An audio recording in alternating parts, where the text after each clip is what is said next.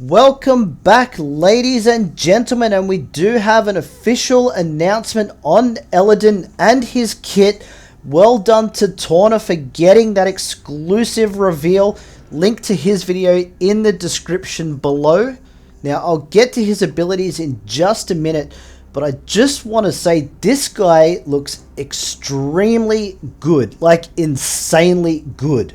And the best thing about it is everybody gets him for free. Yes, that is right. You all get him for free, the same way that we got Arwen unlocked. There will be an event for Elladan, most likely at the end of next week, so Thursday or Friday, depending on where in the world you live. I'm sure we'll get an update in the next day or so that will confirm the countdown for that event, just like we did get last time. But the thing that I like the most about him is he does have that ranger tag, which means if you already have Halberad unlocked and you've done a fair bit of work on characters like Strider and even started to build up Elrohir, you're going to have an extra ranger along with Miri, who's also very easy to farm. So if you aren't going to be able to put together that Elrond Rivendell team once Elrond does come out, you can put together a very strong ranger team that is going to be quite good. I'm pretty sure will climb you pretty high up the ranks in the arena and beat some of the current meta teams that are out there at the moment. Now, I don't know if they will be better than the elves. I expect Elrond to have a really insane kit as well that's just going to really make sure that that team becomes the meta and no one can really touch them for quite some time until they bring out the next money maker for the game. But at least you guys are going to have a free-to-play team that you can put together and make some real use of all of these guys. Even if they are only at 3-star, once you gear them and level them up, they are going to be quite powerful. At the moment, I am using a combination of rangers and elves. I will be moving that focus solely onto the elves once I've got these other characters available. But in the meantime, Halberad has actually been a pretty good lead that I've been able to make use of while I'm waiting for those other characters to drop. But what makes Elladan so good? Let's have a look at some of his abilities. Now, these descriptions are for the maxed out version of the ability, but you're going to get a pretty good idea of what he's capable of. Now, for his basic, the attack is going to do 260% damage on the enemy and inflict weaken for 2 turns. Now, that weaken is going to reduce their armor by 50%, and if you know the damage potential of these elves, you want as much protection as you have if you're going up against them. So if they're going to inflict weaken on you, they're just going to be able to pile on even more damage. There's going to be less that you can do about it. For his first special, he is going to gain 4 stacks of provoke. He's going to gain 1 stack of regeneration for 2 turns. He's also going to grant deadly to himself and 3 random allies for 1 turn. So let's just paint a little bit of a picture here. This guy is going to be able to provoke. What that is going to mean is if you have Elrohir in the team, anytime they attack Elladan, he is going to be able to counter-attack them. Now, if you are using him in a ranger team that doesn't have the same healing capability as the elves, he is going to be able to sustain himself with that regeneration for 2 turns. He is going to be so tough to bring down, it's ridiculous. On top of that, he's going to give himself deadly for 1 turn along with 3 random allies. So nearly the entire team is going to have that deadly. Now, it doesn't matter whether you're using him in elves, rangers, or you're trying to put him in a completely different team. He's still going to be giving that buff to his allies.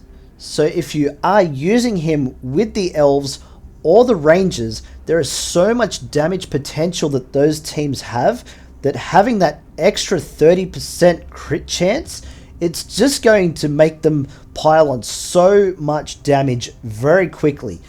And for all the players out there that have invested a lot in characters like Gaza that are really dominating in the arena at the moment, they'll be able to take him down quite fast because they are very quick naturally, and he is also quite slow naturally, so before he even gets an attack in, they might be able to take him out of action. So if you are using Gaza, you're going to have to try and find other ways to try and protect him from the elves so that he's going to be able to do the damage that he can do. But overall, I think we'll see the end of Gaza pretty soon in the arena, just because of the potential of these two teams. For his second special, he is going to have an AoE attack that does 300% damage on all enemies, and he'll also gain 1 stamina for every boon on himself. Because he gives himself so many boons, and also the elves like to share the love around in that regards, he's going to be able to use this move quite regularly, and even if it doesn't reset after every time he uses it, he's going to only have a couple of rounds cooldown on this before he can use it again. On top of that, he'll also gain another 3 stacks of provoke, keeping the damage coming towards him. Once this guy's completely geared up and leveled up, and we get to see what his maximum health is going to be, I've got a feeling he is just going to be one of those characters that is just going to be so hard to avoid and so hard to take down that the rest of the team is just going to carve you up while you're still trying to concentrate on taking out that one character. And this isn't even taking into account the healing from the other characters in the team, and who knows what Elrond is going to be able to do, if he's going to be able to heal as well, and also have that revive like he does in the PvE modes, then this is going to make Elladan a must-have character within that Elven team. And if you want to run this team in Arena, it is going to be so hard to take down just defensively, unless you've got the same characters that are geared up better than your opposition. You're going to have a really tough time coming up against these guys. And just to round this out, I haven't even spoken about his passive yet.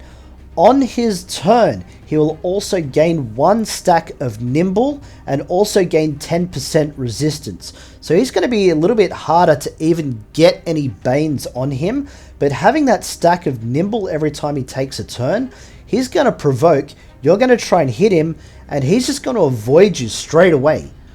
But on top of that, because he was provoking, there is still a chance that Elrohir is still going to fire a shot at you just for attacking him in the first place. So it could end up putting you on a negative just for taking your turn. So what do you guys think? Let me know in the comments. Are you excited to get him in the game? Do you think he's a little bit OP? Are you happy to be able to get him for free? Personally, I am really excited to get this guy in the game, and I hope it's only going to be a week away before I can start trying to gear him up and get my hands on him and test him out. Once again, well done to Tauna for getting that exclusive reveal.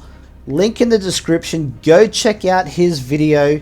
That's it for this one, guys. Don't forget, like and sub. You know the deal. We got plenty more Heroes of Middle-earth coming your way. Don't miss out, and we'll catch you in the next one.